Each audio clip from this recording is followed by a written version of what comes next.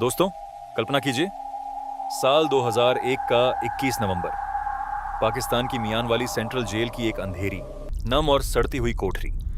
हवा में मौत की महक और सड़न फैली हुई है। एक कैदी बिस्तर पर लेटा है, सांस लेने में भारी तकलीफ हो रही है। उसके फेफड़े टीबी से भरे हुए हैं, दिल कमजोर पड़ चुका है। उसका नाम नबी अहमद शाकिर है, पाकिस्तान आर्मी का मेजर, जिसे पाकिस्तानी अधिकारी सम्मान की नजर से देखते थे। जेल के डॉक्टर और जेलर इकट्ठे होकर उसकी हालत देख रहे हैं। मौत के बेहद करीब पहुंच चुका यह कैदी अचानक अपनी आंखें खोलता है। एक हल्की मुस्कान उसके चेहरे पर आती है और वो धीरे धीरे बुदबुदाता है, भारत, मेरा देश, भारत माता की जय, जय हिंद। जेलर हैरान रह जाते हैं, डॉक्टर स्तब्ध। क्या ये पाकिस्तानी सैनिक, जो पिछले 26 साल से पाकिस्तान में रह रहा था, अचानक भारत का नाम ले रहा है? क्या ये कोई पागलपन की हालत है, या फिर कोई ऐसा गहरा राज, कोई ऐसा रहस्य है जिसने पाकिस्तान की पूरी खुफिया एजेंसी ISI को लगभग 8 साल तक धोखा दिया? इस घटना की खबर तेजी से जेल प्रशासन से लेकर पाकिस्तान आर्मी हेडक्वार्टर तक पहुंच गई। लेकिन असली सच्चाई तो तब सामने आई जब भारतीय परिवार को पत्र मिला। वो कैदी कोई पाकिस्तानी नहीं था, वो था भारत का सबसे साहसी, सबसे रहस्यमयी और सबसे वीर जासूस, रविंद्र कौशिक, जिसे तत्कालीन प्रधानमंत्री इंदिरा गांधी ने खुद ब्लैक टाइगर का खिताब दिया था। एक ऐसा शेर जिसने दुश्मन की सेना के अंदर घुसकर उनकी हर सांस पर नजर रखी, भारत को जीवन मरण की महत्वपूर्ण जानकारी पहुंचाई और फिर भी कभी नहीं टूटा। यह घटना इतनी अनोखी, इतनी शॉकिंग और इतनी भावुक थी कि आज भी इसे सुनकर रोंगटे खड़े हो जाते हैं।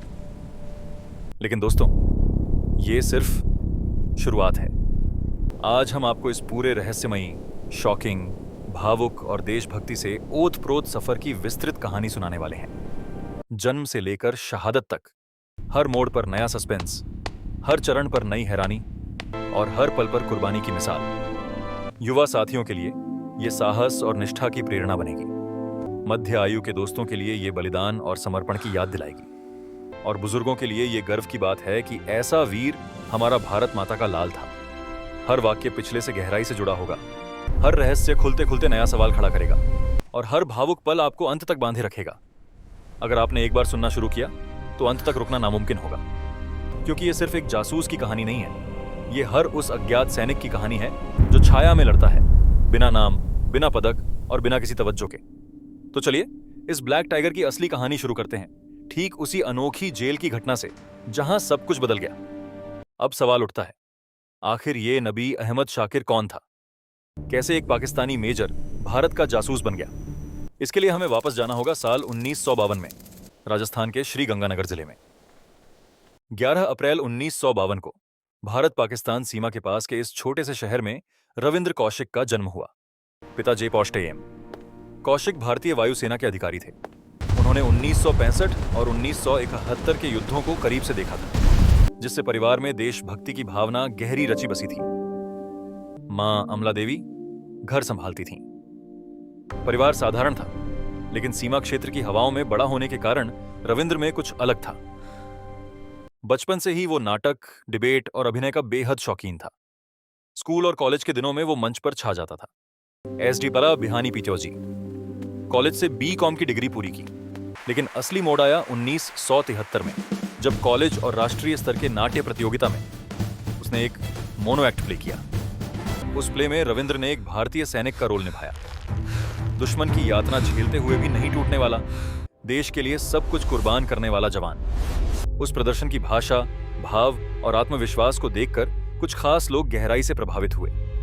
वो लोग थे रिसर्च एंड एनालिसिस विंग, यानी भारत की विदेशी खुफिया एजेंसी रॉ के अधिकारी। उन्होंने तुरंत सोचा कि यह युवक इतना बेहतरीन अभिनेता है कि किसी भी किरदार में पूरी तरह ढल सकता है। भाषा, संस्कृति, चाल ढाल सब कुछ सीख सकता है। यही वो अनोखा मोड़ था जहां एक थिएटर आर्टिस्ट की जिंदगी जासूस की बन गई। रविंद्र को रॉ ने भर्ती कर लिया। परिवार को सिर्फ इतना बताया गया कि दिल्ली में सरकारी नौकरी मिल गई है। कोई नहीं जानता था कि यह नौकरी मौत से खेलने वाली, अपनी पूरी पहचान मिटाने वाली और दुश्मन की जमीन पर अकेले लड़ने वाली थी। अगले 2 साल 1973 से 1975 तक रविंद्र दिल्ली के गुप्त रॉ प्रशिक्षण केंद्र में बेहद कठिन और गहन ट्रेनिंग से गुजरा। ट्रेनिंग सिर्फ शारीरिक फिटनेस की नहीं थी, बल्कि मानसिक, सांस्कृतिक और भाषाई रूप से पूरी तरह नई पहचान बनाने की थी। उसे पाकिस्तानी उर्दू बोलना सिखाया गया, इस्लाम के रीति रिवाज, नमाज पढ़ने का तरीका, पाकिस्तान का भूगोल, इतिहास, सामाजिक रीति रिवाज, यहां तक कि पाकिस्तानी मुसलमानों जैसी चाल, हाव भाव, खान पान और बोलचाल की बारीकियां। अपनी पुरानी पहचान को पूरी तरह मिटाने के लिए उसका सरकमसाइजन भी कराया गया। सारी भारतीय रिकॉर्ड्स और फाइलें नष्ट कर दी गईं। अब वो था नबी अहमद शाकिर, इस्लामाबाद या कराची का एक साधारण मुसलमान युवक जिसका कोई भारतीय अतीत नहीं था। 23 साल की उम्र में नवंबर 1975 में रविंद्र कौशिक पाकिस्तान में घुस गया। सीमा पार करते वक्त उसके मन में क्या भाव रहे होंगे? क्या वो सोच रहा था कि अब वापसी मुश्किल है? लेकिन वो पूरी तरह तैयार था। उसका मिशन डीप कवर था, दुश्मन की सेना में घुसकर लंबे समय तक जानकारी इकट्ठा करना। पहले कुछ साल उसने अपना कवर स्टोरी मजबूत करने में लगाए, कराची यूनिवर्सिटी में दाखिला लिया और एलएलबी यानी कानून की डिग्री पूरी की। पढ़ाई के दौरान कोई भी दोस्त या प्रोफेसर संदेह नहीं कर सका कि ये लड़का भारत से आया है। वो क्लास में अच्छा प्रदर्शन करता, दोस्त बनाता, सामाजिक कार्यक्रमों में भाग लेता और पूरी तरह पाकिस्तानी समाज में घुल मिल गया। फिर उसने पाकिस्तान आर्मी में एंट्री की, मिलिट्री अकाउंट्स डिपार्टमेंट में क्लर्क के रूप में भर्ती हुआ। लेकिन अपनी मेहनत, बुद्धिमत्ता, अनुशासन और अभिनय कौशल से वो मेजर स्तर तक पहुंच गया। हालांकि वो कमीशन अधिकारी नहीं था, लेकिन अकाउंट्स डिपार्टमेंट में मेजर जितना अधिकार और सम्मान उसे मिल गया। अब वो पाकिस्तान आर्मी का अंदरूनी हिस्सा बन चुका था, जहां सेना की तैनाती, हथियारों की सप्लाई, ट्रूप मूवमेंट और अधिकारी ट्रांसफर जैसी महत्वपूर्ण जानकारी आसानी से उपलब्ध थी। 1976 में उसने अमानत नाम की एक स्थानीय लड़की से शादी कर ली। अमानत एक टेलर की बेटी थी और आर्मी यूनिट से जुड़े परिवार की थी। शादी सिर्फ कवर के लिए नहीं थी, बल्कि अपनी नई पहचान को और मजबूत करने और स्थानीय समाज में पूरी तरह घुलने के लिए थी। उनके एक बेटा हुआ जिसका नाम अरीब था। नबी अहमद शाकिर अब पूरी तरह एक पाकिस्तानी परिवार का हिस्सा बन चुका था। पत्नी अमानत और बेटा कभी नहीं जान पाए कि घर का मालिक असल में भारत का जासूस है। कल्पना कीजिए दोस्तों, हर रात घर लौटकर पत्नी से बातें करना, बच्चे को गोद में उठाना, परिवार के साथ हंसना बोलना और अंदर से लगातार सोचना कि मैं दुश्मन की जमीन पर हूं, लेकिन मेरा दिल और दिमाग भारत के लिए धड़कता है। ये डबल लाइफ कितनी मुश्किल, कितनी तनावपूर्ण और कितनी अकेली रही होगी, लेकिन रविंद्र ने इसे बखूबी निभाया। 1979 से 1983 तक ये ब्लैक टाइगर अपने असली मिशन पर था। पाकिस्तान आर्मी के अंदर से वो भारत को बेहद कीमती और संवेदनशील जानकारी पहुंचाता रहा।